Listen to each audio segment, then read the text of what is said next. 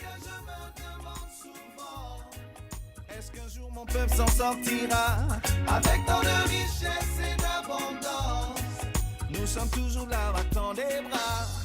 Africain, je me demande souvent si cette manne est une malédiction avec tant de richesse et d'abondance. Nous sommes toujours là, battant des bras. Oh, oh, oh, oh. Il y a quelque chose qui ne va pas. Oh, oh, oh, oh, oh. Bonsoir fidèles téléspectateurs, heureuse de vous présenter une fois de plus votre émission Éveil de la conscience du peuple noir, animée par M. Raoul Johnson, avec des thèmes qui suscitent l'éveil de la jeunesse africaine. Monsieur Raoul Johnson, bonsoir. Bonsoir Dila. Comment vous allez? Je vais super bien. Et vous-même? Je vais également bien, merci. C'est formidable. Alors, est-ce qu'on peut faire un briefing, un bref rappel de tout ce qui a été dit lors de la dernière émission? Bien sûr. Donc, comme vous le savez, les Africains que nous sommes vivons dans un monde bipolaire, ou plutôt avons vécu pendant longtemps dans un monde bipolaire. Un monde de leaders et un monde de suiveurs, un monde de gagnants et un monde de perdants, un monde d'acteurs et un monde de spectateurs. Alors, quelle est la particularité de ces deux mondes? Les gagnants vivent dans un monde quasiment de science-fiction. Et ils renouvellent les créations technologiques aussi époustouflantes les unes que les autres. Les perdants que nous sommes, nous essayons de suivre, mais nous devons avouer que ce n'est pas très facile. Aujourd'hui, nous vivons dans un monde globalisé.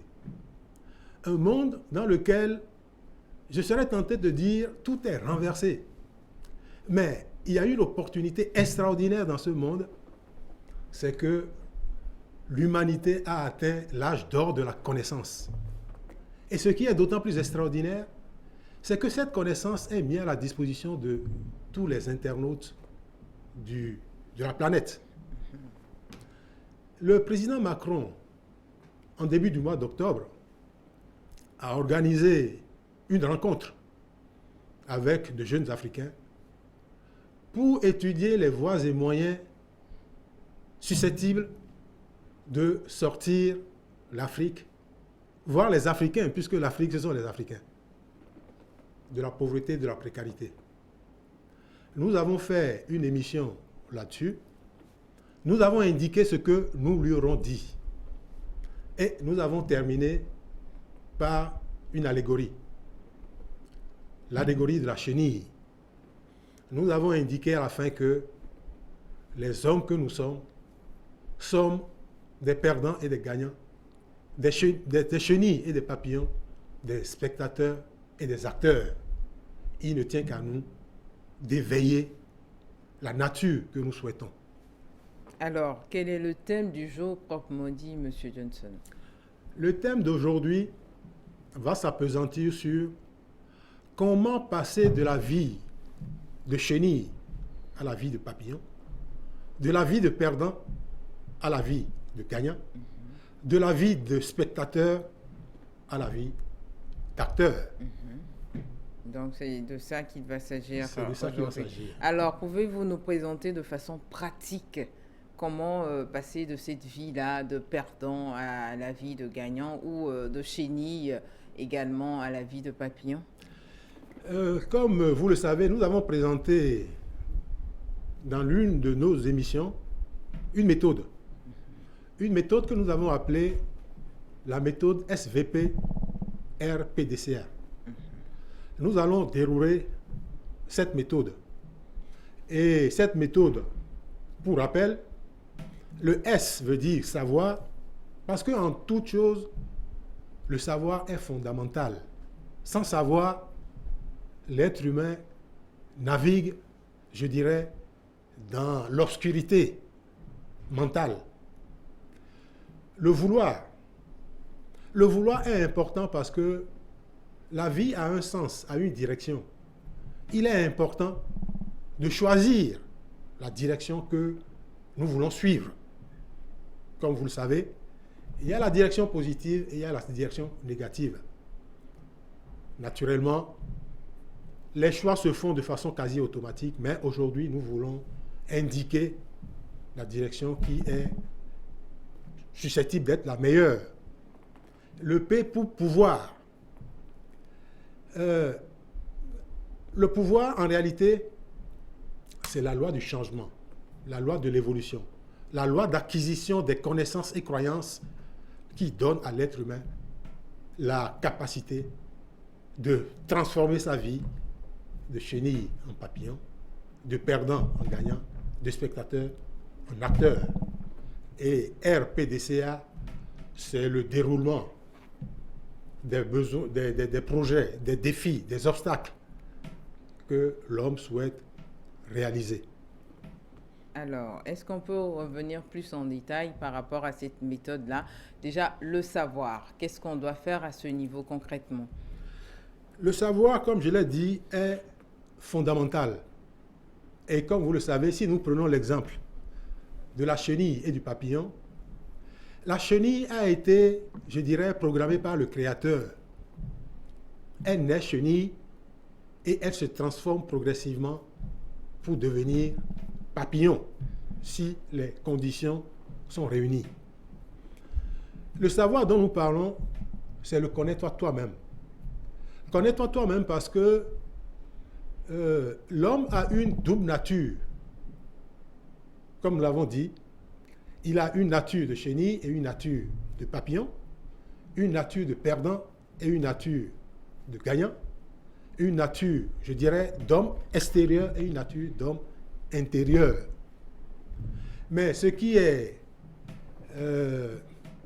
un peu difficile dans le cas de l'homme, c'est que sa nature intérieure, sa nature de gagnant, il doit la construire lui-même. Le Créateur ne l'a pas prédisposé à ce que cette nature émerge de façon automatique. Il a un travail à faire par lui-même pour faire émerger cette nature. Alors, il est important, comme on l'avait dit, de voir que l'homme est un esprit universel. Un esprit universel qui a la capacité de créer tout ce qu'il veut, de mener la vie qu'il veut, de créer l'abondance qu'il veut, la richesse qu'il veut. Mais la deuxième nature de l'homme, je serais tenté de dire, c'est le petit ego. Un petit ego qui descend dans l'univers physique et qui doit apprendre à connaître sa vraie nature, qui est le grand ego et qui est la nature universelle. Alors, pour pouvoir relier ces deux natures, je dirais, le Créateur nous a donné deux intelligences. La raison et le cœur. Le conscient et le subconscient. La raison, comme vous le savez, est une intelligence qui nous permet de percevoir les choses de l'extérieur, d'analyser de façon rationnelle, de juger de façon objective, de comprendre les phénomènes et de critiquer les situations toujours de façon logique et d'agir de façon rationnelle. Mais contrairement à la raison, le cœur a une intelligence plus intérieure. Le cœur veut avoir des relations harmonieuses. Le cœur éprouve des sentiments, des émotions, des désirs. Et le cœur a une fonction supérieure qui est la conscience. De façon intuitive, le cœur sait identifier ce qui est bon et ce qui n'est pas bon. Le cœur sait éprouver des sentiments de fraternité, de solidarité, d'honnêteté. Mais attention, il faut lui apprendre. Et ce qui est intéressant avec le cœur également, il a une deuxième fonction, qui est l'imagination. L'imagination est un monde intérieur qui est en nous. Vous connaissez certainement le malade imaginaire. Dans cette fable, Molière explique toute la difficulté que les hommes peuvent avoir à se sentir malades dans leur univers imaginaire. Et puis, comme on le dit, quand vous vous sentez prisonnier dans votre univers intérieur, on a beau vous dire que vous n'êtes pas prisonnier, vous dites, mais non, je suis prisonnier. Parce que vous êtes la seule personne à savoir ce que vous vivez à l'intérieur et vous êtes la seule personne à savoir, je dirais, les menottes qui vous maintiennent sur place. Donc, ces deux intelligences de l'être humain ont besoin d'être travaillées pour rapprocher je dirais, le perdant du gagnant. Et bien évidemment, pour cela, il faudra passer à la deuxième composante de la méthode. D'accord. Alors, au niveau du vouloir, je crois que nous avons parlé du savoir, maintenant Absolument. faisons place au vouloir. Comme vous le savez, la vie a une direction. On a coutume de dire que l'être humain naît inachevé. Inachevé parce que quand il naît, il n'a pas le potentiel qu'il est susceptible d'avoir dès lors qu'il va commencer à grandir et à travailler sur lui-même. Je serais tenté de dire, de grands scientifiques comme Einstein ne sont pas nés avec tout ce savoir, avec toutes ces connaissances qu'ils ont développées au fil du temps. Donc la vie a une direction. Mais ce qui est intéressant à savoir, c'est que les deux intelligences de l'être humain, la raison et le cœur, se déploient dans deux dimensions distinctes.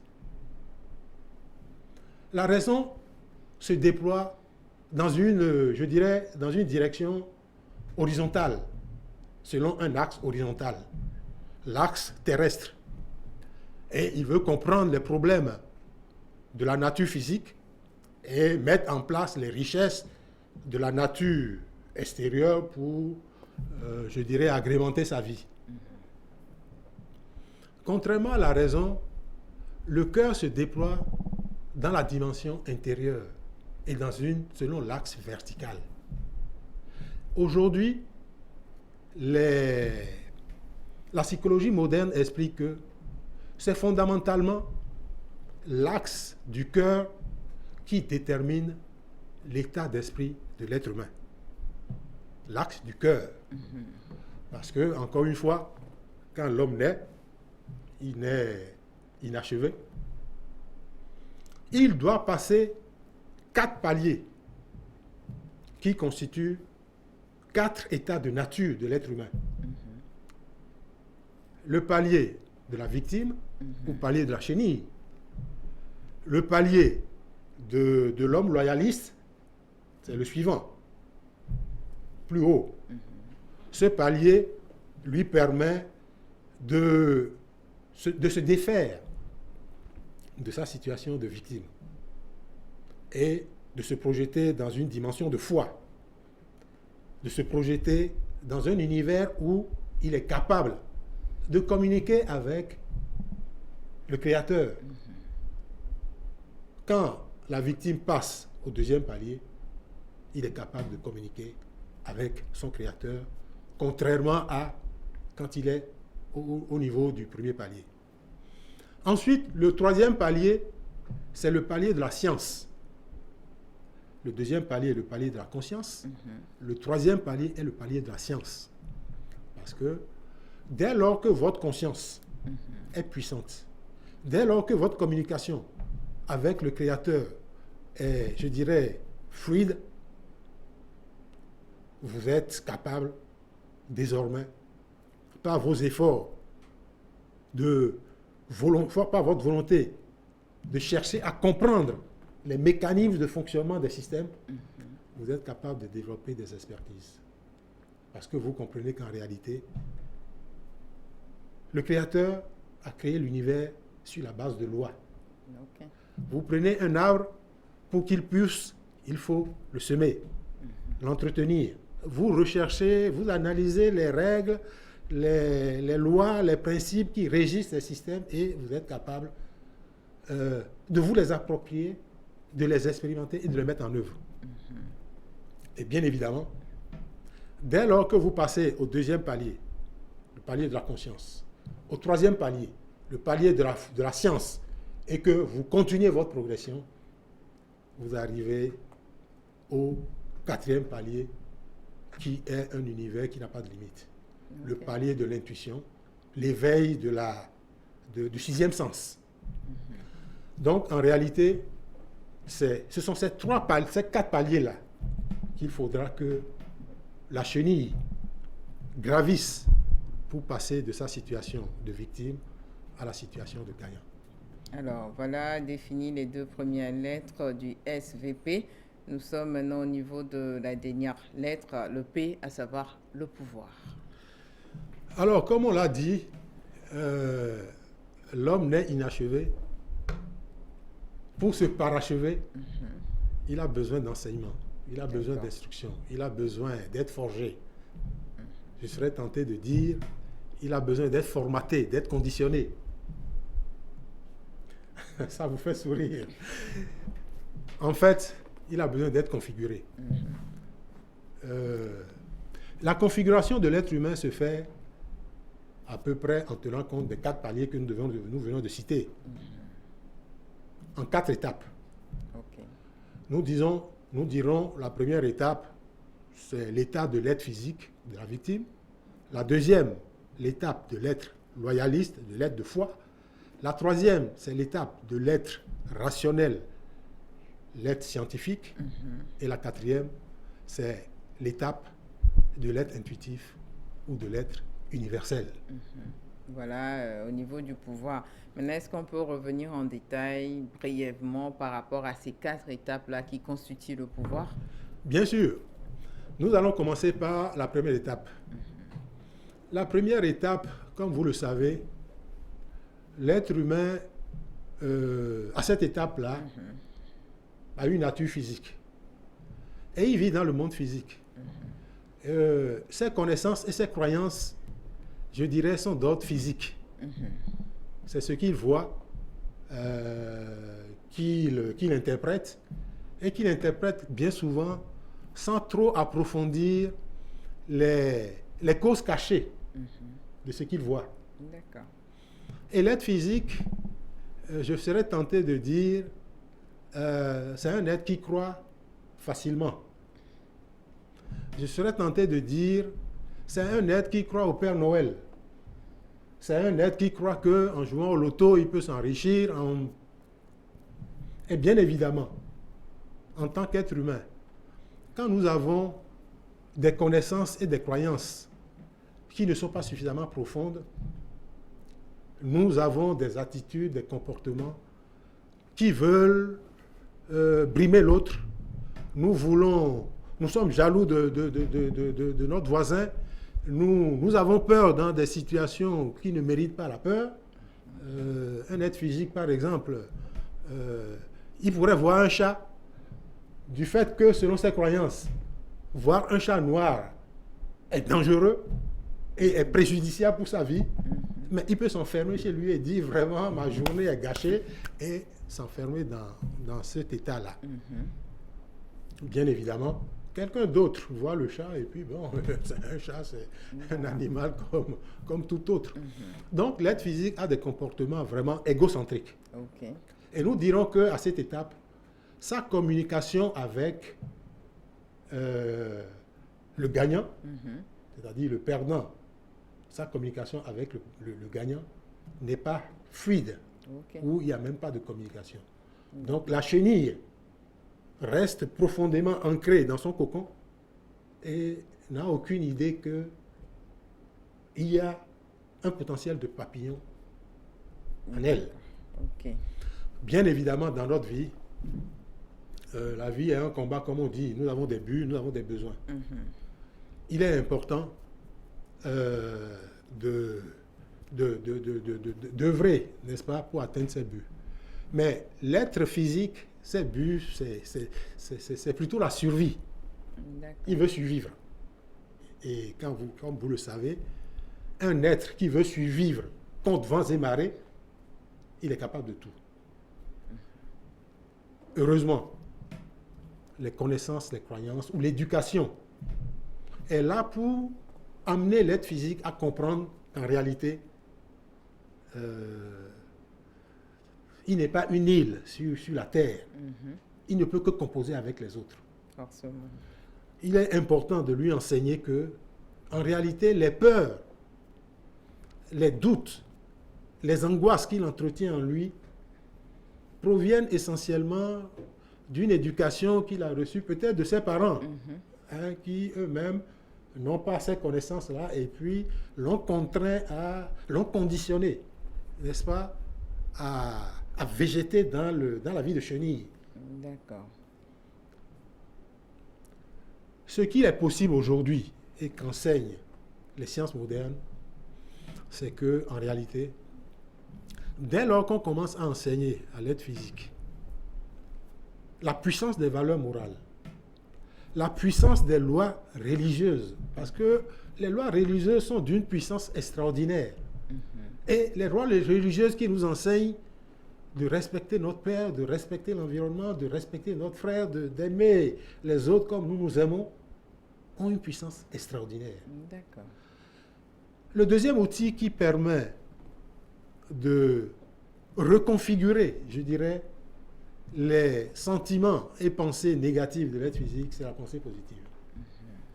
La pensée positive permet de regarder à l'intérieur de nous-mêmes, de faire une introspection et d'analyser ce qui nous fait peur, de l'analyser de façon rationnelle. Est-ce que nous avons vraiment besoin d'avoir peur de cette situation-là? Les autres, comment réagissent-ils? Et bien évidemment, dès que nous commençons à l'analyser, la pensée positive nous emmène également à transformer les idées négatives en idées positives. D'accord. J'ai peur, mais je me dis, je vais faire l'effort de l'affronter.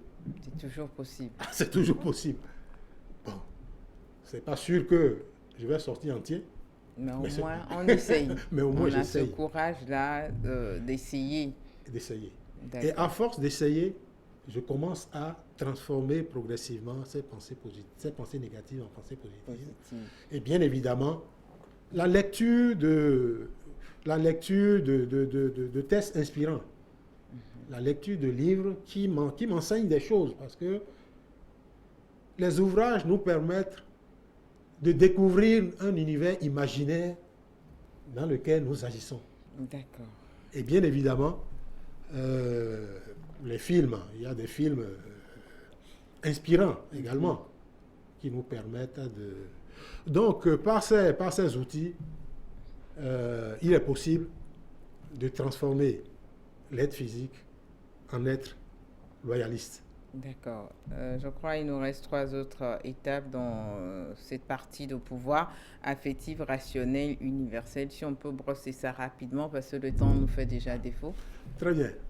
Bon, donc l'être affectif est un être loyaliste. Et l'être loyaliste vit dans le monde des sentiments. D'accord. Comme vous le savez, nous éprouvons tous des sentiments. Ça ne se voit pas, mais les sentiments sont bien présents en nous.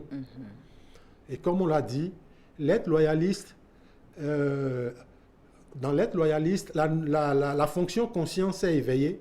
Donc sa communication avec, je dirais, le créateur est plus installée.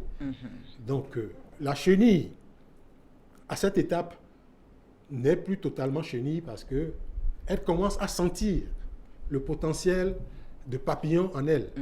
Donc l'être physique commence à sentir le potentiel du gagnant en lui et sait qu'il peut le développer. D'accord. L'être affectif est un être qui vit dans le moyen terme.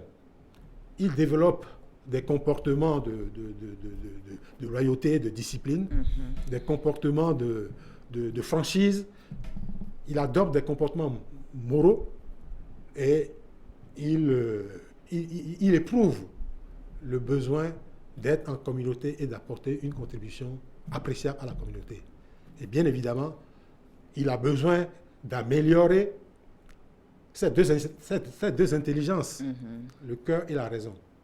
Et à cette étape, la raison a plutôt des connaissances analytiques, donc qui se limitent au système, mais le cœur a une foi puissante et donne la priorité à la foi. D'accord. Mais à force de faire des recherches,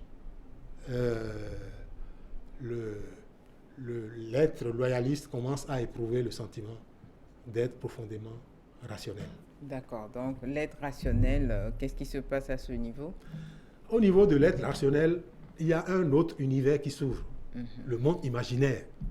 Le monde imaginaire est en chacun de nous, mais nous n'en prenons pas toujours conscience.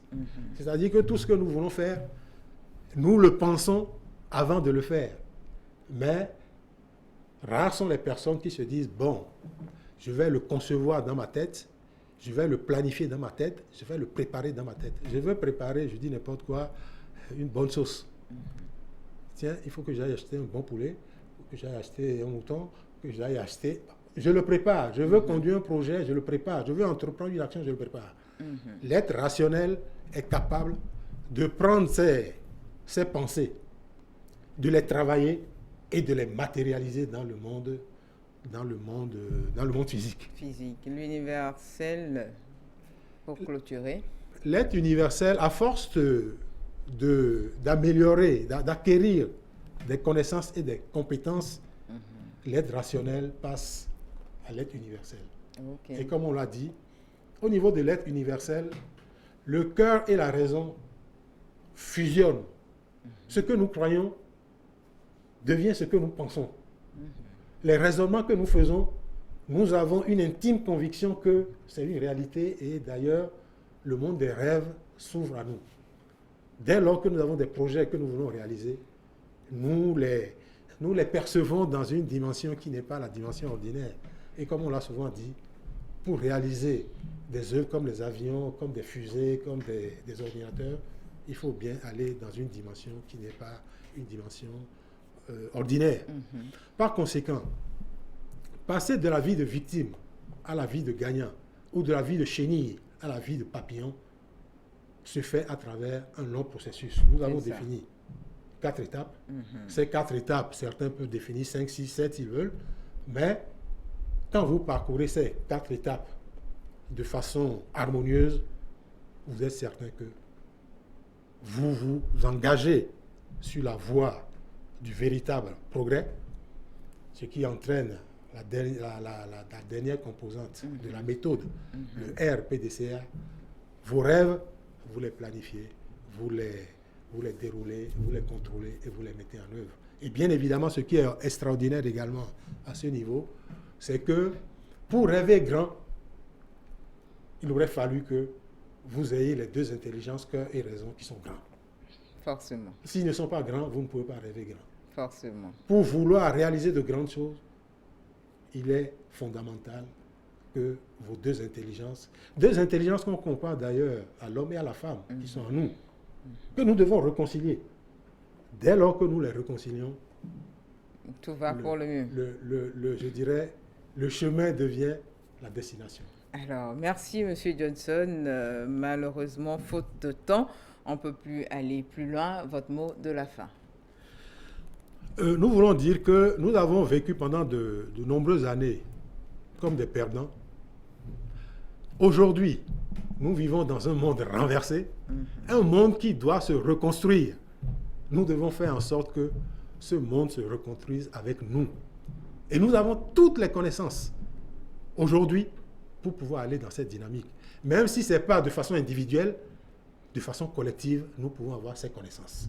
Et aujourd'hui, ce qui est extraordinaire, nous avons les meilleurs formateurs, éducateurs sur les sciences de l'âme, sur le potentiel de l'être humain, qui donnent des cours à des coûts pas très chers. Nous devons nous saisir de ça. Les Africains du XXIe siècle que nous sommes, devons nous en saisir pour prendre résolument le chemin du progrès. Pour que, je dirais, nous ne soyons pas laissés à quai devant le train de la mondialisation.